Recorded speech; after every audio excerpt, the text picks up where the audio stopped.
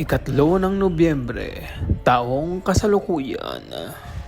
Nung araw na yan ay araw ng mga kaluluwa. Ang lahat ay takot na takot, maliban sa akin na gutom na gutom.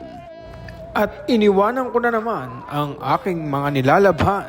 Hindi na rin ako nagsuklay. Wala nga pala akong buhok. At di na nagatubiling dumiretso dito sa Grid and Grill Fusion Food Restaurant. Matatanggihan mo ba yung mga ganyan?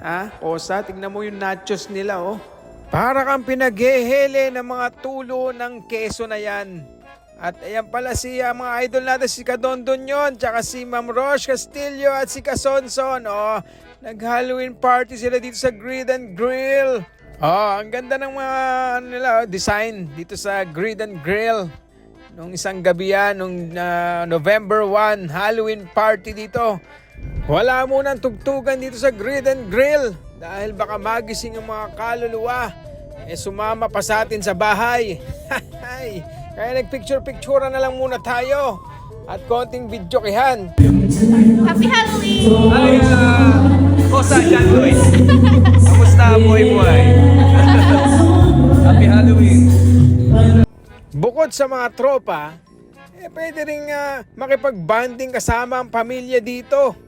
Kaya sinama ko na rin to si Bayaw. Si Bayaw Ben Tumbling. Oh, magaling mag-tumbling yan. Tapos hinarana din pala kami ni Renz Verano.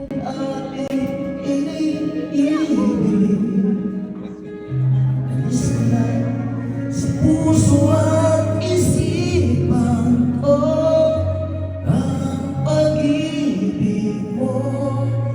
Di ko akalain mabulit ako. Ngayong nandito ka, puso ko'y sumigla. Kulay ang buhay ko. May interpreter pa sa likod, oh. Ayan, video lang muna tayo dito sa Grid and Grill ngayon. Ayan, happy Halloween nga pala mga kosa. At ito, umorder nga pala tayo ng pasta, kosa, Alfredo pasta yan. Tsaka ng chicken wings, syempre, para medyo mapagod yung panga natin mga kosa habang kumakanta tayo. Ayan, tapos iba't ibang flavor yan, para di nakakasawa. Tapos may nachos nga tayo, syempre. At si Ma'am Roche, Hello mga top! Paano kayo ay vlog?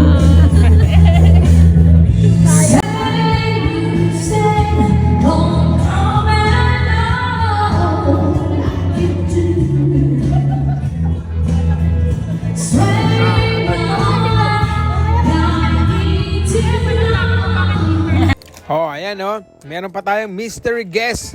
At ayaw niya talaga magpakilala. Nahanap nga kasi siya ng pideya. Alright. Sige, diyan ka na. Kakanta na si Darling My Love So Sweet.